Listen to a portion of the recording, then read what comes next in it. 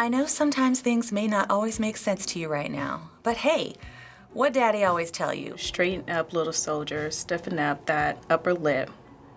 What you crying about? You got me. That seems nice. I don't usually hear that kind of stuff. It feels like the artist is speaking to maybe to their child or loved one. The dad is telling him to toughen up, you know, like a little soldier. If it's a little soldier, perhaps it's a little guy, right? That's what the dad should tell somebody. You know, I tell that to my son. You know, if he's crying about something, I say, you know what, pick yourself up, dust yourself back off, and, you know, just move on. Haley, I know you miss your mom, and I know you miss your dad when I'm gone, but I'm trying to give you the life that I never had. I can see you're sad, even when you smile. Even when you laugh, I can see it in your eyes. Deep inside, you want to cry because you're scared. I ain't there. Daddy with you in your prayers. That is EMINEM. That's Eminem's daughter's name, right? I know he talks about her in a few of his songs. You always want to give your child a better life than you had, no matter where that takes you. He's out making a living, trying to provide for her, trying to get her to see that even though he's not there, he's there in spirit. Very heartfelt song from EMINEM. I didn't stay with the mother of my kids, and we have a good relationship now, but we're not together anymore. When I was leaving the house, I remember my son started crying, you know, and that's a tough thing. We did not plan it to be this way, your mother and me, but things have got so bad between us. I don't see us ever being together ever again like we used to when we was teenagers. But then, of course, everything always happens for a reason. If you just break up, who cares? You know, you move on. But you have a child, so that will forever bind those two people. We write things down, or we feel like this is how I'm gonna, this is my career, or I'm gonna have kids, I'm gonna stay married forever, or whatever situation is. And sometimes things happen. It's just one of those just harsh realities, man, that kids, you know, they have to deal with. I mean, my parents didn't stay together either. The more effort you make to be in your kid's life still, you know, that helps alleviate some of the pain for the kids. I guess it was never meant to be, but it's just something we have no control over, and that's what destiny is. But no more worries. Rest your head and go to sleep. Maybe one day we'll wake up and this will all just be a dream. It's really sad because you're forcing this kid to grow up. Even though he's trying his best to soften the words, you know, he still says that he cannot control destiny. You can't really just wake up and go to sleep and then the next day everything's fine. You know, he just has to kind of like talk to her and say, you know what, I'm gonna do my best to make sure that this doesn't keep happening. Now hush, little baby, don't you cry. Everything's gonna be all right. Stiffen that upper lip up, little lady. I told you Daddy's here to hold you through the night. I know Mommy's not here right now, and we don't know why we feel how we feel inside. It may seem a little crazy, pretty baby, but I promise Mama's gonna be all right. Stiffen that upper lip up might not always work. Sometimes you just have to let him cry. It sounds like he doesn't like Mama either, because he doesn't know why she's doing what she's doing. It looks like this one is about Mommy going through some struggles, and she had to actually leave the family to get better. Oh, she's probably worried about her mom, though, at the end of the day. Her child is always worrying about their mother. He's there like, you know, it's gonna be okay. That Lullabies talks about all kinds of things that I can buy you, which is instant gratification in kids like that usually. But when it's at the end of the day, they want you.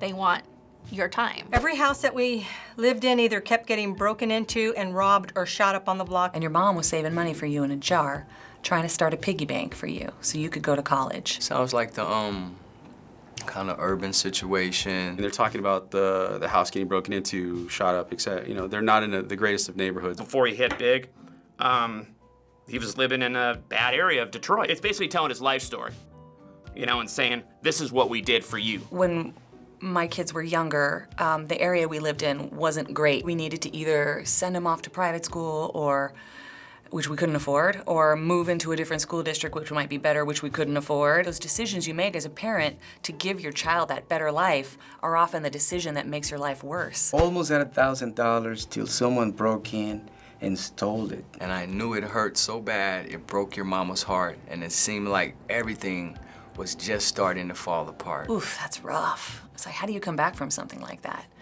You know, that $1,000 represents everything. It represents a dream, a goal, a life, a change. Mama wants to, you know, have her family and take care of her daughter and take care of, you know, everything. And when something like this happens and it's all out of your control, it's not easy. I guess I take it a little too personal. I lived in bad neighborhoods myself in South Central for like 20 years. And I know a lot of people that goes through that, and it's hard for them to change it. I got my first bike when I was 10 years old, and then it got stolen, like right out of my backyard. I was sad about it, but I know my parents were even more sad because it took a long time for them to save for that money to get me that bike. And that's when Daddy went to California with his CD and met Dr. Dre and flew you and Mama out to see me, but Daddy had to work. You and Mama had to leave me. Then you started seeing Daddy on the TV, and Mama didn't like it. And you and Lainey were too young to understand it. They were too young, but he was just kind of explaining how things were. It's kind of like an autobiography. In the beginning, it's always struggles. Like, I can't chill and play with you right now. I'm going to the studio. I'm trying to work. I'm trying to hustle. He just took everything and just put it out there. I mean, he used every curse word. I mean, he said he was gonna kill people. He was gonna say, he was gonna cut up people. So obviously the mom does not want Haley to see Dad on TV because he's acting crazy. You know, it's hard being an artist, performing artist, and having a family. You know, your family's gonna have to travel with you, and it's not for everyone. Papa was a Rolling Stone. Mama developed a habit, and it all happened too fast for either one of us to grab it. I'm just sorry you were there and had to witness it firsthand. Because all I ever wanted to do was just make you proud.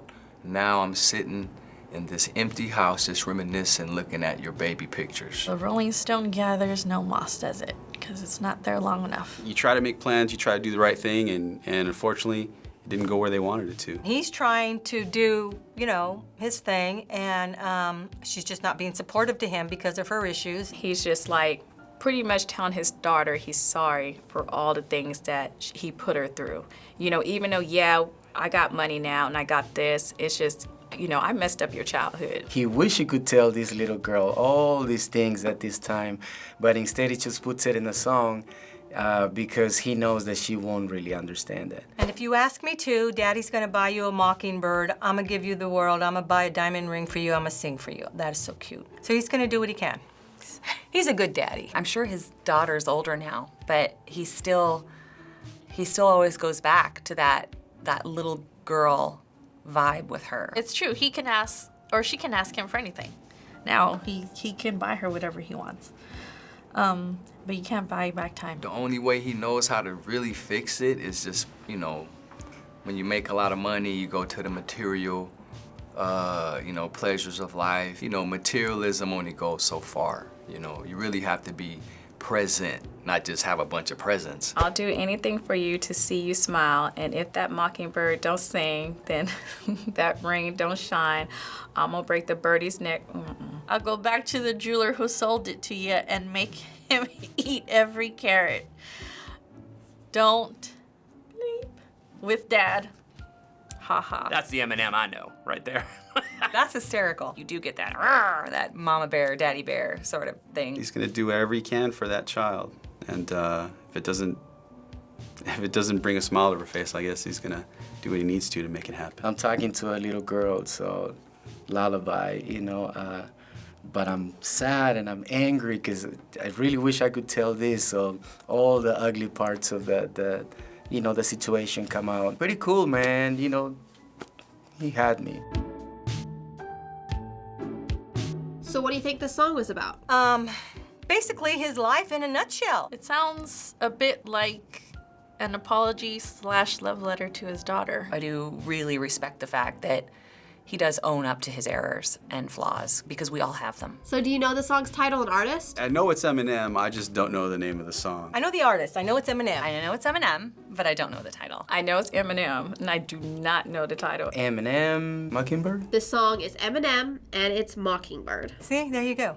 I never would have guessed. Okay, that makes sense. Oh, okay. Is this a new one? Nope. Oh. Okay, great. Eminem wrote this song to his daughters to try and explain what was going on in his life at the time. He said it's his most emotional song he ever wrote. I believe that. I hope she listens to these songs now and I can realize that he was doing it all for her. So as a parent, how do you feel reading these lyrics? It's sad, but I like it. I mean, like I said, he's honest. It touched me a lot, man, because I come from, you know, those areas, grew up in South LA. So I know a lot of stories similar to this one. It's tough, you know, you make mistakes and you feel like it's the end of the world, but you know, you pick yourself up and say, no, you know, I can do this better, and you just have to You have to just try to be the best parent you can be. I have a 12-year-old and a 16-year-old, and I like to think they're happy, well-adjusted, amazing people, but you know, who knows what they'll look back on in the choices I've made or that my husband's made. I hope I did a good job for you guys if you're watching. I love you. Thank you for watching us break down Mockingbird on the React channel. New shows every week. Be sure to subscribe. What song should we break down next time? Let us know in the comments. Goodbye!